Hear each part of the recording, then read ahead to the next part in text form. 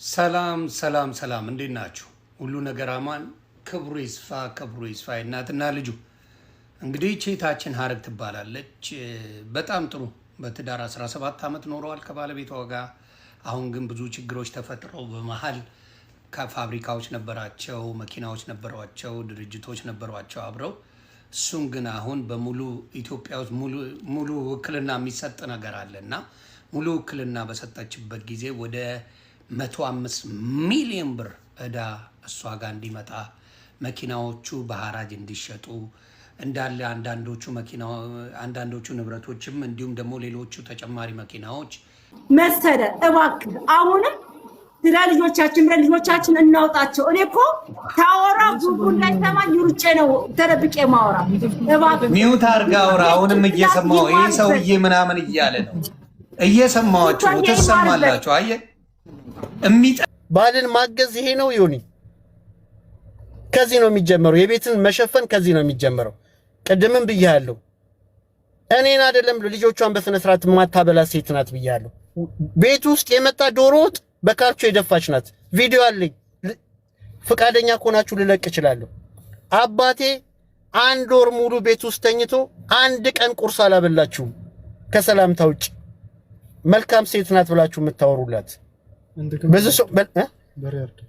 ብዙ መልስ ቲክቶክ ላይ ለምትናገረው ሰላም ከቤት ይጀምራል። ማገዝ ከቤት ይጀምራል። እቤት ውስጥ ያለችውን ሳትሰራ ፋብሪካ ላይ መጥቼ እናደርኩ ልትል አትችልም። አሁንም ሲቀጥል ቪዲዮ ላይ ቲክቶክ ከ4 ዓመት ጀምሮ ነው የገባሁት ላለችው ከ4 ዓመት በኋላ ቲክቶክ ከመግባት ለምን የዛሬ 4 ዓመት ወደ ፋብሪካ አልመጣችም? ይሁን መልስ ስጠኝ እስቲ። ይህ ሰውዬ ለምንድነው መስራት ያቃተው? ገንዘቡንስ ምንድነው እያደረገ ያለው ብላ የዛሬ 4 ዓመት ሳስቸግራት ለምንድነው ፋብሪካ መታ መስራት ያልጀመረችው? እሱን ከማድረግ ግን እቤቷ እኔ ከስራ ስመለስ 2 ሰዓት ተኩል ቲክቶክ ላይ ትገባለች። እስከ 8 እስከ 9 ሰዓት ስትጨፍር ቲክቶክ ላይ ለሰው ስትዘፍን ነው የምታመሸው። ያንን ከማድረግ ለምን አልሰራችም? ከዛ በፊት ደግሞ ስለ ስራ ለምትለው ከአንድም 2 ጊዜ ከቤት ስንወጣ በአንድ መኪና እንውጣ፣ ስንመለስ በአንድ መኪና እንውጣ። ግታይ ግድ የለሽም ስራ አግዢኝ ብዬ 100 ጊዜ ለምኛለሁ። ፈጣሪ በሚያውቀው እግዚአብሔርን ነው የምልህ። ልጆቼን ሳይ ነው የምልህ። በልጆቼ ምንም ነገር የለም። መማልም አይገባኝም። እዚህ ደረጃ መውረድ አይገባኝም። ለዚህ ሁሉ ምክንያት ተጠያቂ አንድና አንድ እሷ ናት። ስላላገዘችኝ ብቻ ድርጅት ውስጥ ገብታ 17 ዓመቱ ነው ተው። ከ10 ዓመት በኋላ ያ ድርጅት ሲሸጥ ቆጭቷት ለምን ተሸጠ ብላ ለምን ፋብሪካ ውስጥ አልመጣችም? ዛሬ እዚህ ሚዲያ ላይ መታ ከምታወራ በስሜ መኪና የለም ብላ ከምትናገር የዛሬ 10 ዓመት ከኔ ስተት ከሆነ ፋብሪካንም ያህል ነገር ሲሸጥ ባሌ ወንድሜ እንዴት ተሸጠብክ ምን ላግዝህ ብላ ለምን ፋብሪካ ውስጥ መጣ አልሰራችም? እስኪ ይሁን መልስ ትስጠኝ ለዚህ። አሁን ዛሬ ይዞ ጠፋ ላለችው ብር መንስኤው ከዛ ጀምሮ የመጣ ነው። እሷ ፋብሪካ ውስጥ ገብታ ስለማትሰራና ስለማታቅ ጉምሩክ ከ28 መኪና በላይ ኤክስፖርት ላዘጋጀ የነበረውን ወረሰው። የተሳሳተ ንብረት ነው እቃ ኤክስፖርት ልታደርግ ነው ብሎ ለዚህ ማስረጃ አለኝ። ከ27 በላይ ደብዳቤ የሰማኝ ነው። ይሁን ይሄ ሁሉ ዕዳ የተከፈለው ከዚሁ ከባንክ ላይ ነው። ብድሩ ከዛ ጀምሮ የመጣ ነው። ምናልባት እሷ ቀደምም ስትናገር ሰምቻታለሁ። ዛሬ ንግድ ባንክ ላይ ገብቼ ያንን ብድር ወሰድኩ እንጂ ድርጅቱ ከዚህ በፊት ሌላ ባንኮች ላይ ዕዳ ነበረበት። 20 ሚሊዮን ብርና 30 ሚሊዮን እዛ ከነበረ የተሻለ ሳገኝ ከፍዬ ወደዚህ መጥቻለሁ። ለዚህ ማስረጃ አለው። ፋብሪካው ለ10 ምናምን ዓመት ሲሰራ ፋይናንሻል ስቴትመንት አለው። ዕዳው እየተዘዋወረ የመጣበት መረጃ አለው። እየሰማኝ ነው ይሁን። ይህን ሁሉ ገብታ ሳታቅ ዛሬ 105 ሚሊዮን ብር ይዞብኝ ጠፋ ብላ ሚዲያ ላይ መውጣት ያማል። ምን አግዛኝ? እኛ ቤት መኪና ተገዝቶ ያላጋጨችው መኪና የለም። ወንድሞቿ ከአንድም 2 ወንድሞቿ 2 መኪና ዳመጅ አድርገዋል። ይሄ ሁሉ ከሚሰራው ድርጅት ላይ ነው። እየሰማኝ ነው። ይሄ በመረጃ ነው የምነግርህ። በፎቶ ልቀቅ ካልከኝ ፎቶ አለኝ እለቃለሁ። አንተ እንዴት የገጨኸውን ሰው ከ12 ሰው አንድ ሰው እግዚአብሔር ይማር ብለህ መጠየቅ ይከብዳል? እኔ ላጥፋ፣ እኔ መልካም አልሁን ሆይ ያንን ያላረገች ዛሬ ረድቼዋለሁ እወደዋለሁ ብላ ፊልም ብትሰራ ለኔ ምን ይጠቅመኛል? ትናንት ያልደረሰችልኝ ሴትዮ ትናንት ስትሰቃይ ሰው እዳ ነጋዴ የመጣ በር ላይ ይቆማል ስትል ነበር። እኔ ቢሮ ሄዱ ብዬ መልሻለሁ። ለምንድን ነው የዛ ሰዓት ፋብሪካ ውስጥ ገብታ ይሄ እዳ ከየት መጣ ብላ ያልጠየቀችው? መርዳት ይሄ ነው? ማገዝ ይሄ ነው? ትምህርት ቤት እኮ ልጆቿን የማታመላልስ ልጅ ናት። ዛሬ ሚዲያ ላይ ሆድዬን ወደዋለሁ ባሌን ወደዋለሁ ለኔ ይጠቅመኛል? ይሁን ይመልስልኝ እስኪ። ማገዝ እኮ ትናንት ነው። ለይቅርታማ ነገርኩ የዛሬ 14 ዓመት። እኔም ትንሽ የታዘብኩት አለ እንደ ወንድም ማብራት ስላንተ ክፎችን እንኳን አላወራቸው። እውነቱን ልንገርህ፣ ስላንተ መልካምነት፣ ስላንተ ቅድስና፣ ስላንተ ጥሩነት፣ ስላንተ የተለያዩ መልካም ነገሮች ጥግ ድረስ ነው እሷ የምታወራው። አንድም ክፉን አላወራቸው። ብሩን ይዞ ሄደ እያለች አይደለም፣ ብሩን ዕዳ ውስጥ ገብቶ ሄደ ነው ያለችው። ብራዘር የሰማ አይመስለኝ። የ105 ሚሊዮን ብር ዕዳ የፋብሪካው አለ ነው እያለ ያለችው። አንድም ስለአንተ ክፉ እያነሳች አይደለም፣ ክፉ ሳታረገርታ አይደለም። ንግግር እግዚአብሔር ምስክሬ ልንገር አይደል ማብራት የትቢት የፍቅር እንኳን አይደለም ንግግር። እዚህ ያለ እውነቱን ልንገር፣ አይ እዚህ ስላለ እግዚአብሔር ምስክሬ ንግግር እኔ ከዚህ በላይ መናገር አልችልም። አመሰግናለሁ። በትህትና እንኳን እያወራ አይደለም፣ ትህትና እንኳን የለበትም። እውነቱን ንገረኝ ካልከኝ እንደማየው እሷ ልጄን አትናገሩብኝ፣ እሱን ክፉ አትናገሩብኝ፣ የኛ ስህተት ነው ምናምን እያለች እየተናገረች፣ አንተ ግን የምታሳየው ባህሪ እዚህ ጋር በጣም የሚገርም ነው። እግዚአብሔር ምስክሬ ሰው ይታዘበኛል ማለት አለ እኮ ሳይኖር ቀርቶ ነው። አንተ አሁን እሷን የማታናግር ሰው ነው። እውነቱን ልንገርህ፣ ጸብ በተነሳ ቁጥር ዘግታት የምትሄድ ሰው ነህ ና አደለ? አሁን ባለው ልነግርህ እችላለሁ። እናንተ የሆነ ችግር ባለ ቁጥር አንድ ዝም በይ፣ በተፈጠረ ቁጥር ዘግታት የምትሄድ ሰው ነህ እንጂ የምታወራት ሰው አይደለም። ፋክት አድርጌ ልንገርህ፣ በማየው ነገር ነው የምነግርህ። እዚህ ጋር ባለው አሁን በማየው አቅርቢያችሁ ሳወራ እሷ ስለአንተ ከፋብሪካ ውጪ ኔጌቲቭ ነገር አልተናገረችም። ሳታሰራ ቀርታ መልአክን እንደ አንተ ሚስትን አታስቀይምም፣ ሚስትን አታስከፋም፣ ሚስትን መጥፎ ነገር አትናገርም። በደንብ ትናገራል። ግን እዚህ ጋር መውጣት ስለሌለበት ነው። አንተ ግን የምታወጣቸው እውነት ልጆቿን አታበላም። የእሷን ዶሮዎች አልበላህም። የእሷ ዶሮ ነው የሚጣፍጠኝ አትልም። ታዲያ አየር ላይ በላው ነው እንዴ እዚህ ጋር እሷ የምትናገረው ነው? አልበላም። ሰርታ አታውቅም ለቤተሰቦቿ። ንገረኝ ካልሰራች፣ ሙያ ከሌላ ንገረን። እዚሁ የሚባልና የማይባልን እንዴት መለየት ያቅታል? ፋብሪካን የሚያህል ነገር የምታስተዳድር ትልቅ በሚሊዮኖች የምታንቀሳቀስ ሰው በቤት ውስጥ ላለው ነገር ግን ክሬዲቱ ከሚስት በላይ ክብር ማንም የለም። አሁንም የምነግር ምንድን ነው፣ እስቲ ገብተው ይዩ ቪዲዮዎች። አንተ የምትናገረው በኃይለኝነት ነው፣ እሷ ለማቀዝቀዝ እየሞከረች ነው። ዳሜጁ ከተሰራ በኋላ አትልም። አንተ ራስን እንደ መላክ ካላየ በስተቀር በትዳር መካከል ሁለት ሰዎች የሚያጠፉት እንጂ በአንድ ሰው ጥፋት የሚበተን ትዳር የለም። የሚስተካከልም በሁለት ሰው። አሁንም የምለው ምንድን ነው፣ አንተ በተናገርከው እሺ ፋብሪካው አልሰራም ከሰረ ይባል፣ ውክልና ስጠኝ ልስራና ላስተካክለው አለች። አንተን ምን ይጎዳሃል? እማትችል ከሆነ ምንም ነገር ማታቅ ከሆነ ውክልናው እሷ ተሰጧት ከሰራች እለውጠዋለሁ ካለች አንተን የሚጎዳን ነገር አንድ ነገር ንገርኝ እስቲ። አንተ አስረዳኝ። ምንድን ነው የሚጎዳ? በቃ ምንም አትፈልግም አይደል? ከዛ ካምፓኒ ለርድው ወይ ካልፈለከው እሷ ትስራውና የሚሆነውን ነገር ታሳይ፣ ትጠየቅበት፣ ትከሰስበት፣ ትሰደብበት። አሁን እኮ ተዘግቷል አይደል እንዴ? ያንን ማድረግ ለምን ከበደ ታዲያ? የማይፈልግ ካምፓኒ ከሆነ እስቲ አስረዳኝ። ስለዚህ አሁንም ስትናገር አንድም ስለ አንተ ክፉ እያወራች ስላልሆነ አንተ ግን የእሷን ኃጢአት እየከመርከው ስትሄድ ራስንም ቆም ብለህ ብታስበው መልካም ነው ብዬ ስላሰብኩ ነው። በእውነት ይደብራል። የምትጠላ ቢሆን እሷም ጥግ ድረስ የምትናገረው ነገር አለ። በተለይ ሴት ልጅ ብዙ የምታምቅ ሰው ናት። ስለአንተ እያንዳንዷን ልትነግር ትችላለች ከአስከታ። ያንን አላደረገችው። ለምን? አደባባይ ላይ ስለወጣችሁ ማለት ነው። አንተም ስትናገር ያቺን ነገር አስተካክለ ቢሆን መልካም ነው። ለአንተ አብልታ አታውቅም ወይ? እቺ ሰው ኩክ አርጋላ አታውቅም ወይ? ልጆቿን አብልታ አታውቅም ወይ? እስቲ ንገረን። እስቲ ስለ ሀቅ መስክር። ሌላውን እንደፈለጋችሁ ልጆቿ ግን አታስረብም። እርግጠኛ ሆኜ እናገራለሁ። አታርገው። አሁንም ስሜታዊ ወይ ውስጤ የሚሰማኝ ተበሳጭቼ ሊሆን ይችላል። እውነትም ተበሳጭቻለሁ። ለምን ብትለኝ ከዚህ በፊትም ነግሬያለሁ። ይሄ አሁን የምናወራበት እድሜን የጨረስኩበት ነው ብያለሁ። ብዙ መስዋዕትነት የከፈልኩበት ነው። ብትታገሰኝና ብትረዳኝ ኖሮ ማስቀጠል ይቻል ነበር እያልኩክ ነው። አሁንም ጥያቄ ጠየቀኝ። ቤቱ ውስጥ አላበላህም አላጠጣህም ላለችኝ አብልታኛለች፣ አጠጥታኛለች። ብዙ መልካም ነገር አሳልፈናል። ግን ከባዱን ነገር ልትረዳኝ አሁን ስሜት ውስጥ ስለሆንክብኝ ነው። አየህ፣ ይሄም እንዳለ አትርሳ። ከስሜት ስትወጣ ታገኘዋለህ። ትናንትና ልታድን የነበረውን ድርጅት አጥፍተዋለች እያልኩ ነው።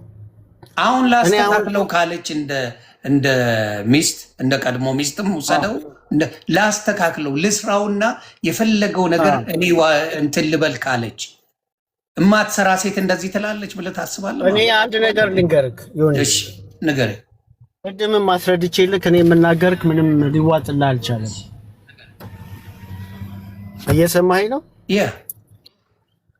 ይሄ ለምንድን ነው ከዛሬ ይሄ እዚህ ዳሜጅ ላይ ከመድረሱ በፊት አብረን እንስራ ስላት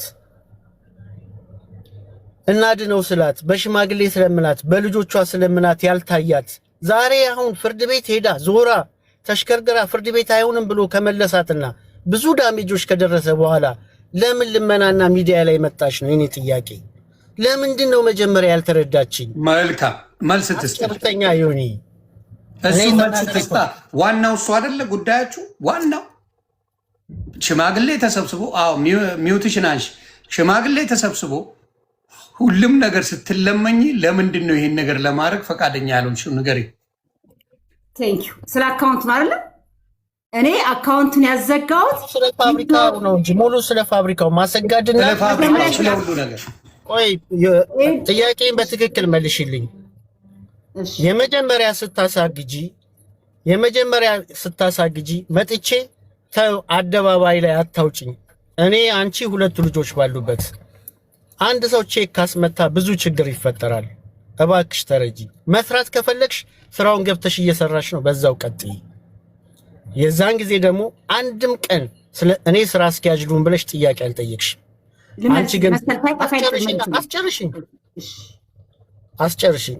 ከዛ ደግሞ ይሄንን ፈቃደኛ ስላልሆንሽ ሽማግሌ ሰብስቤ እነዚህን አባቶች አምጥቼ ስጠይቅሽ ፋብሪካው ተሽጦ 1 ብር አይድረሰኝ እንጂ እኔ ከዚህ በኋላ ይሄን ፋብሪካ አልፈልገውም ብለሻል አላልሽ?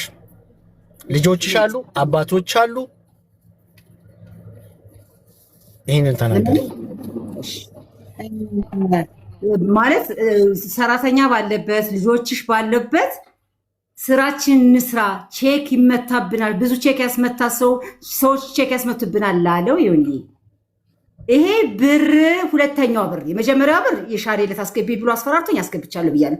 ሁለተኛው ብር አለ ይሄ ብር አለ ብሎ ስለ ይሄ ብር የለም ብዬ የተጨቃጨቅንበት የቢሮ ሰራተኞች ታምሬ፣ ሙና፣ ቴዲ ልጆቼን ከትምህርት ቤት አስቀርቶ እዛ ቁጭ ብለን እኔ ልጆቼ ምንም ነገር እንዲሰሙ አልፈልግም፣ እሱ እንዲሰሙ ያደርጋል።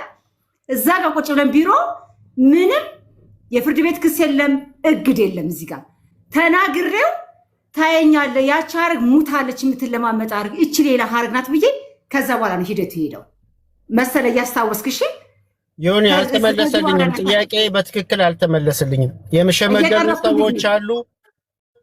ከእግዱ በኋላ ከእግዱ በፊት እሱ ያለችው ፓውል እያለች ያለችው ከእግዱ በፊት ነው እንጂ ከእግዱ በኋላ አይደለም ዮኒ። ቀኑ አለ። ሽማግሌዎች አሉ ስላወራሽ ብቻ ሽማግሌዎች ፊት የተጠየቅኩት መሰላ አንድ ያዳምጠኝ። ይሄኛው ከእግዱ በፊት ነው። ልጆቹ የቢሮ ሰራተኛ ተሰብስበው ያቺ ሀረግ ሞታለች ሌላ ሀረግ ናት ያልኩት ከእግዱ በፊት ነው። ሽማግሌዎቹ ደግሞ ተሰብስበው መሰለ ስለመቤት የልብን ሰብስበው አዳምጠኝ። ሽማግሌዎቹ ተሰብስበው የተጠየቁት ጥያቄ አባታችን አመጣህ ምንድነው? የፍርድ ቤት ወረቀት ሲደርስህ አባቶችን አመጣህ ቄሶች ሰብስበ ብዙ ቄሶች መጡ። ቤቱን ተሰበሰብን፣ ተጠየኩኝ። እባካችሁ አትጫኑኝ፣ እኔ በቅቶኛል፣ ይሄ ትዳር ለምኜዋለሁ፣ አሳምሜዋለሁ። በቃ አደጋ የሆነች የጠየቅኩት ጥያቄ ቀጥታ ይመለስልኝ። ወረቀቱ ከመጣ በኋላ እኮ ነው ያለችው እሱ። ወረቀቱ ሳይመጣ በፊት ወረቀት ከሰጠው የፍርድ ቤት ወረቀት እኛም እየሰማን ስለሆነ አንድ ያዳምጣት። ሁለቱም ሁሌ አባገንነት ጥያቄ ብቻ ትመልስልኝ። መልሳት ሽማግሌዎች ፊት ያልከውን የሽማግሌዎችን ልንገር ስሞትልክ ስለ ድንግል ማርያም ላዳምጠኝ። ሽማግሌዎቹ መሃል የፍርድ ቤት ወረቀት ሲሰጠው ነው አቡነ ቆስጦስ የመጡት ቄሶች የመጡት። ጠዋት ላይ ወንድሞቹ ተሰብስበው ቄሶቹ በመኪና መጡ፣ አቡነ ቆስጦስ መጡ። እባካችሁ አትጫኑኝ፣ ይሄ ትዳር በቅቶኛል፣ በቃ ከዚህ በኋላ የትዳር አይመለስም ስል ቄሶቹ እንዴት እንደዚህ ታያለሽ ይመለሳል አሉ። አዳምጡኝ፣ አታፍኑኝ፣ ልናገርና ከዛ በኋላ ውፍረዱ አልኳቸው። ከዛ አባታችን ቁጭ ብለዋል።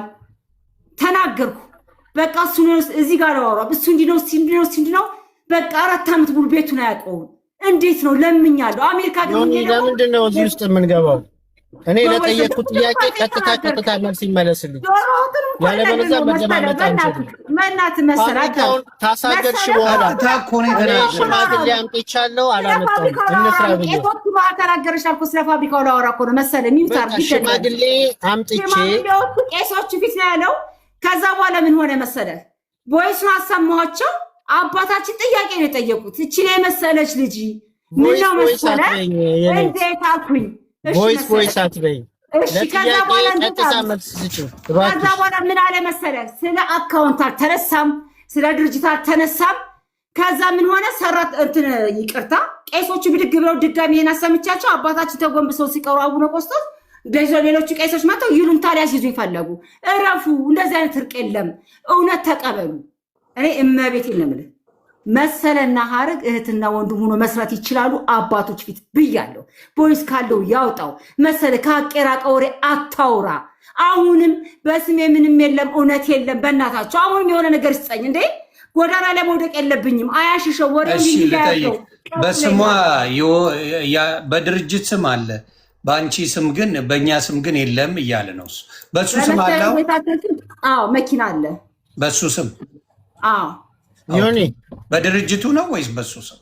በሱ ስም መኪና አለ። በድርጅቱ ስም ሌላ በወንድሙ ስም ሌላ የተወሰነ በድርጅቱ የተወሰነ በወንድሙ በራሱ ስም በወንዱ ስም ያለው የራሱ ማለት ነው እንዴ። ስለዚህ አሁን እየተናገረች ያለችው የሰማሁትን ልንገር። መጀመሪያ አንድ ነገር ልንገር ዮኒ። በሱ ስም በራሱ ስም መኪና አለ ብላለች አይደል? ይኸው ህዝብ ፊት ነው የምናገረው። እንድትወስድ ፈቅጄላታለሁ ካለ ወስራል በተካፋ አንተ መሰላቷሽ ዝም በል። 3 ሚሊዮን ብር ተበድሮበት ሰውዬ 2 ሚሊዮን ብር በኔ መኪና 3 ሚሊዮን ብር በራሱ መኪና ተበድሮበት ታስሯል። መኪናው ታራጅ ሊወጣ ታስሯል። ኧረ ተው መሰለኝ ወሰጂ አንድ መኪና ነጋዴዎች ቀደም እኮ ተናግሬያለሁ። አንድ መኪና ሃይሉክስ መኪና በፊት የምነዳው በእኔ ስም ነው፣ ሌላው ግን በድርጅት ነው ብዬ እኮ ተናግሬያለሁ። መብቷ ነው። እሱን ተናግረሃል። በ3 ሚሊዮን ብር ተፈራርሞበት ዕዳ ያለበት ሰው እህል ያራገፈ ነው።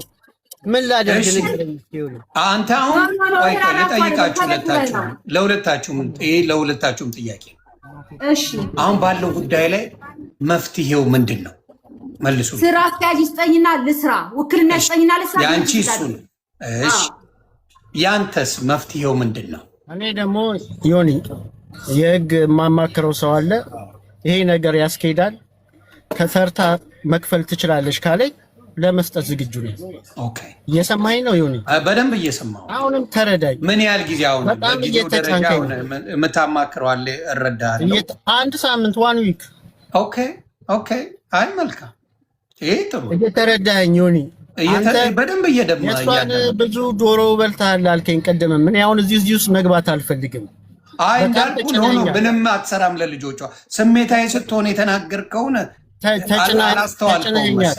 ለመልካም ነገር ከሆነ መልካም ሰርታለሽ ካላችሁኝ ቅድም ምሳሌ አንስቻለሁ። ሌላ ብዙ ነገር አለ ዮኒ፣ እዚህ ሚዲያ የማይወጣ ሰውኛ ምንም ያልሰርታ አታውቅም፣ ለልጆቿም ምንም አብልታን አታውቅም፣ ትምህርት ቤት ወስዳ አታውቅም ምናምን ላልከው ብዙ ነገር ታደርጋለች። አንድ ሚስት ወይንም እናት ባዳ አይደለችም መቼም ልጆቿ ናቸው። ስለተመቸኝ ስላልተመቸኝ አይደለም ይሁን አንድ ላፈጠርናቸው ልጆች እስከ መጨረሻው መስዋዕት መክፈል አለብን። ሲመቻት ማድረግ ሲመቻት መተው አትችልም። አረዳችኝ የምምለው በዚህ ደረጃ ነው።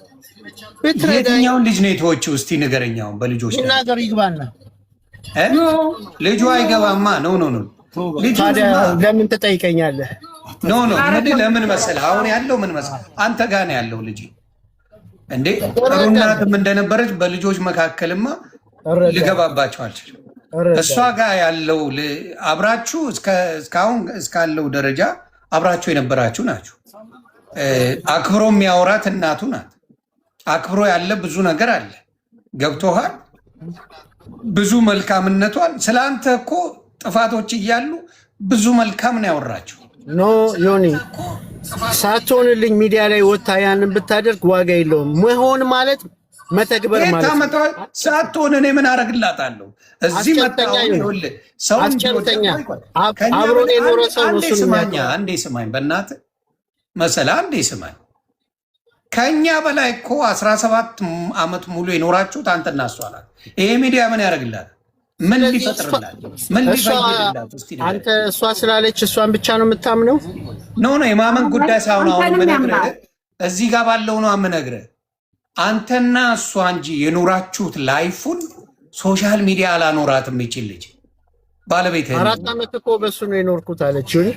በምን በሶሻል ሚዲያ ራሴን የሚያወራኝ ሳጣ ምን ሳጣ መጣውና ሶሻል ሚዲያ ላይ ከሰዎች ጋር ከዲፕሬሽን እንደወጣ አንተ አታናግራትም። ያው እንደተናገረ 1 2 3 ቪዲዮ እንትን ልበል እኔስ እሷ ታናግረኛለች።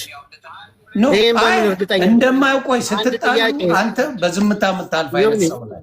አንድ ጥያቄ ስትጠየቅ በስነ ስርዓት መልስ ካልመለስክልኝ ወይንም ደጋግመህ ለዛ ጥያቄ ከተጠየቅ ምንድነው ማድረግ ያለብህ ከዝምታ ውጭ?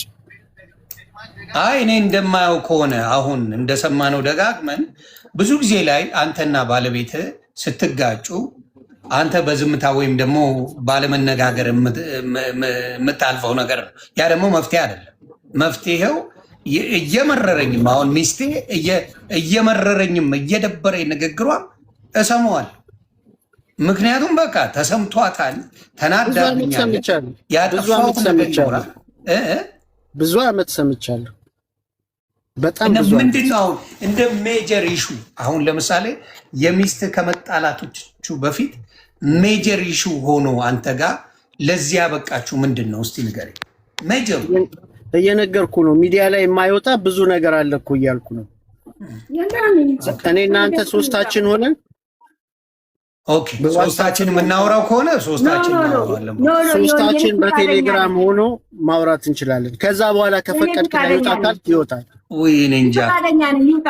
እኔ ፈቃደኛ ነኝ ይውጣ።